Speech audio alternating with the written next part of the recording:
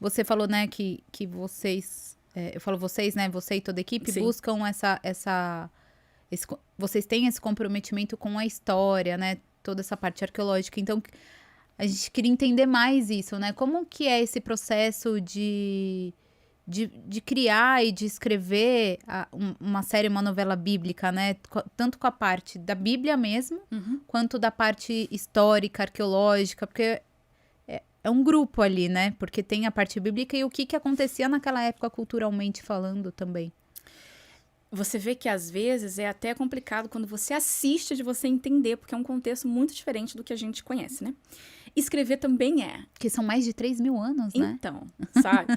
Primeiro que uma novela, uma série bíblica, o que pra mim é interessante, né?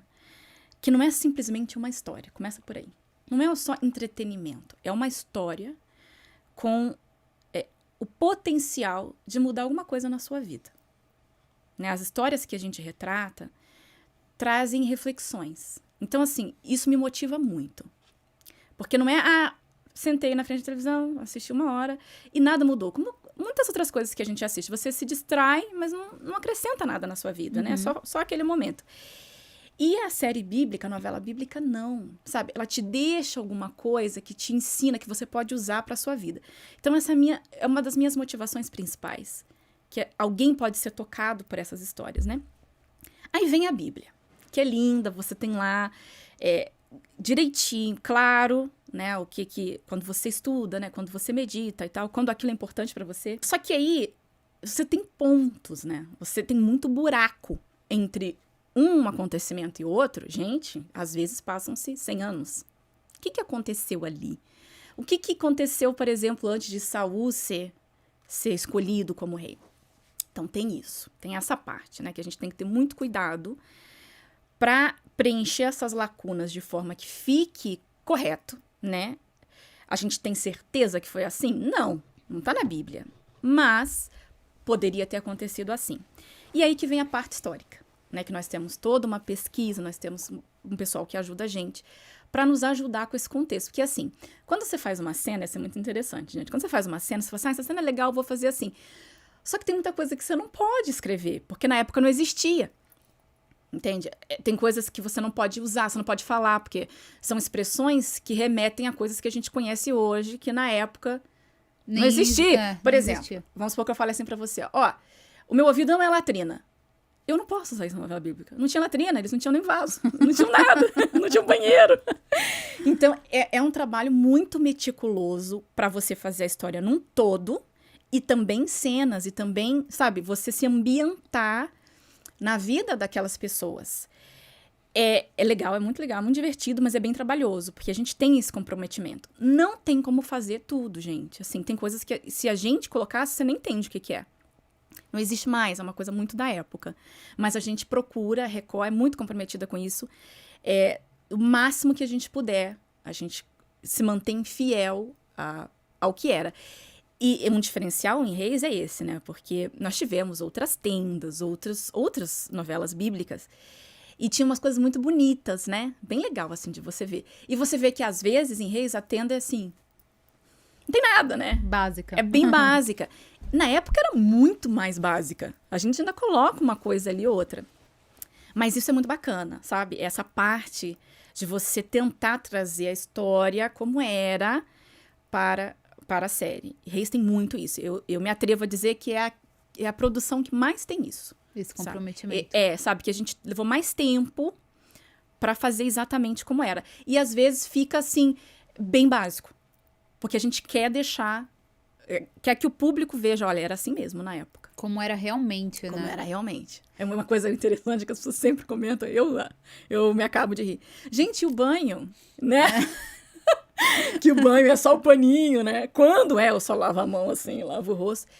Isso é um passo a mais. Não tinha, né? Esse banho que os personagens têm, gente, historicamente, nem isso tinha. Esse é um assunto para outro dia, talvez. Mas a gente procura deixar o mais fiel possível, né? Ao que era. E eu lembro que em uma das entrevistas que a gente fez, falaram até do azeite para essa questão do odor corporal. Para disfarçar, assim, que o azeite era usado até para isso na época. Não sei nem historicamente se chega no período de Reis ou se já é um pouco mais pra frente. Mas assim, porque é uma curiosidade mesmo, né? Porque como eles faziam ali pra Então, vamos pro falar, dia a dia, vamos falar um né? pouquinho disso? É uma coisa que a gente mostrou, mas assim, muito rapidamente, a questão do tabernáculo, né? Quando a gente ficou lá no tabernáculo e as pessoas vinham para fazer as suas ofertas, biblicamente, né? Era assim, as pessoas, quando viessem ao tabernáculo, elas tinham que vir com roupas novas ou limpas. Então, você não tem como comprar uma roupa nova. Ninguém comprava, né, gente? As pessoas faziam. E assim, para fazer uma veste era 1 ano.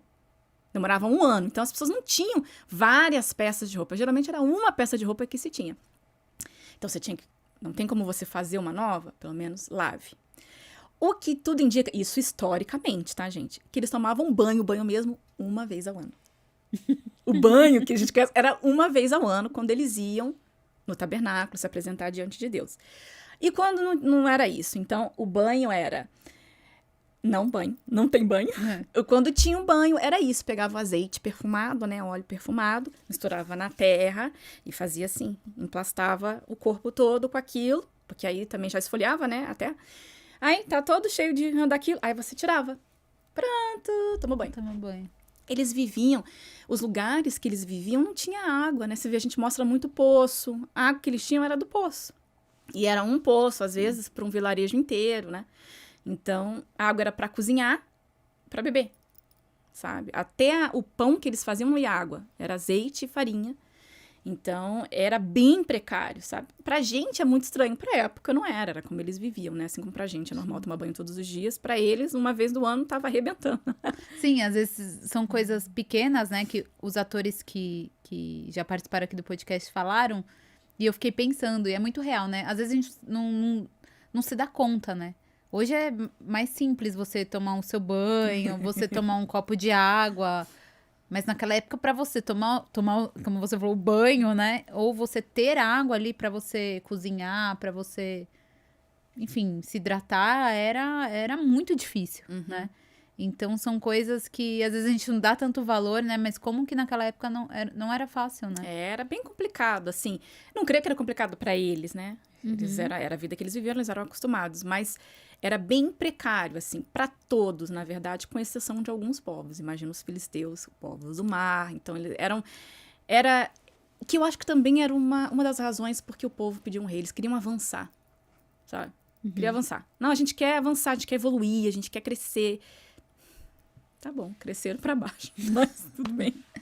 E para você, Rafa, como tiveram curiosidades ou, enfim, dessas questões históricas que te chamaram a atenção em específico nessa pesquisa toda que você fez? Olha, muitas, na verdade, né? Porque cada capítulo, cada trama traz isso. Porque assim, eu tenho uma ideia, eu quero fazer isso. Eu não tenho essa liberdade, inicialmente sim, de falar, eu vou fazer, acabou. Eu tenho que consultar. Então, toda vez que eu queria fazer uma trama, olha, como é que funcionava isso? Então, a gente consultava, né, o nosso pesquisador, arqueólogo. Como que funcionava isso? Como era isso na época? Então, a gente aprendeu muita coisa, né? Entre muitas coisas, uma coisa que achei muito interessante, os filisteus eu achei muito interessante. A gente retratou eles, assim, de forma bem específica, né, em Reis. Para aquela época, porque a gente estava acostumado com o povo de Israel, tenda, né? Isso que a gente está falando, não banho. E aí chega esse povo que é diferente e temido por todos os outros povos. Então, existiam outros povos inimigos, os amonitas eram um, né, desses povos, mas os filisteus, eles estavam acima deles. E uma coisa que eu achei muito interessante é essa questão do ferro, que eu não sabia. Essa é a realidade, eu não sabia. As pessoas também falam assim, poxa, cadê as armaduras, o povo de Israel, cadê? Não, os povos, em geral, não tinham isso, porque os que dominavam a arte do ferro, só os filisteus. Ninguém sabia como fazer isso. Então, as armas de todos os outros povos eram de bronze. E aqui é mais fraco, né? Inferior. Então, como eles dominavam isso, eles dominavam tudo. Inclusive, por isso, aí que eu entendi as partes bíblicas que falam que existiam ferreiros em Israel, ferreiros filisteus, e eles tinham que amolar as suas ferramentas de trabalho e as suas armas, imagina, vamos pra guerra contra os filisteus, ela vai lá no ferreiro filisteu para afiar as espadas. E eu achei isso muito interessante. Então, eles dominavam, entre outras coisas, a arte do ferro, né, e eles eram esse povo. Eu sempre imaginei, assim, bárbaros e, sabe, sanguinários, que eu não duvido que fossem, mas também refinados, de certa forma, né? Sim. Então, essa descoberta, para mim, disso que era tão importante sobre as armas, sobre as ferramentas, coisas que os israelitas dependiam para viver, para trabalhar, na verdade, dependiam do trabalho dos filisteus. E eles, sabendo disso, né? Eles prestavam serviço não só para os israelitas, mas para todos os povos. Então, ter essa vantagem sobre todos os povos ali em Canaã, né? Para mim foi uma... E me aprofundando nisso, foi uma das coisas. Mas a gente descobria cada dia uma coisa diferente. Porque eu não vou lembrar agora, mas muita coisa interessante. Não, eu imagino, porque dessas matérias, essas pesquisas, esses documentários, a gente descobre muita coisa, né? E aí é incrível porque realmente a gente consegue visualizar a arqueologia indo ao encontro do que está na Bíblia, né? Quando a gente foi... para esse museu que eu comentei, nós fomos no mesmo dia para um local perto que é Asdod Askelon, e inclusive é o mesmo nome retratado na série, né? E lá tem o que eles chamam de cemitério dos filisteus, onde foram encontrados ali restos, né?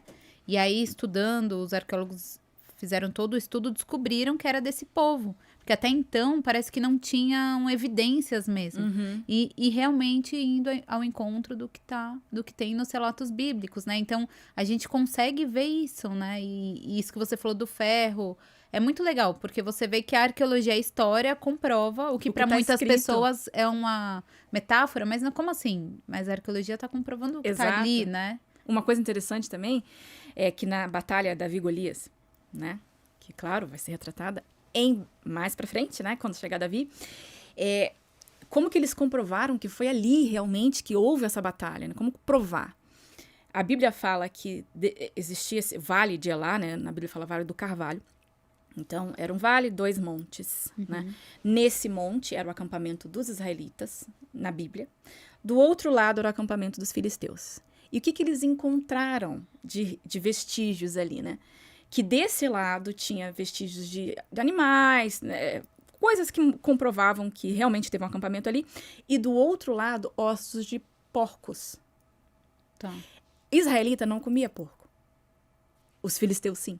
Então, foi uma das coisas que comprovou que aquele momento, aquele evento, que ali foi o acampamento dos filisteus e aqui foi dos israelitas. E vale no meio, né, onde Davi venceu Golias. Então, é muito legal você ter essas provas, sabe? Olha só o que a gente está vendo aqui na Bíblia. Tá comprovado que realmente foi ali, que realmente aconteceu. Então, muito bacana. E, inclusive, falando um pouquinho desse episódio, a gente estava lendo que tem até estilingues que cientificamente é comprovado de que eles conseguem matar uma pessoa. Olha só. Dependendo do estilingue, parece que tem a mesma velocidade que certa arma. Você assim, vê. Então, você vê que tem muita coisa, né? É muito rico. É um conteúdo muito rico. É trabalhoso, sabe? Não é uma coisa que você consegue fazer de um dia pro outro, mas é muito, muito legal, muito rico.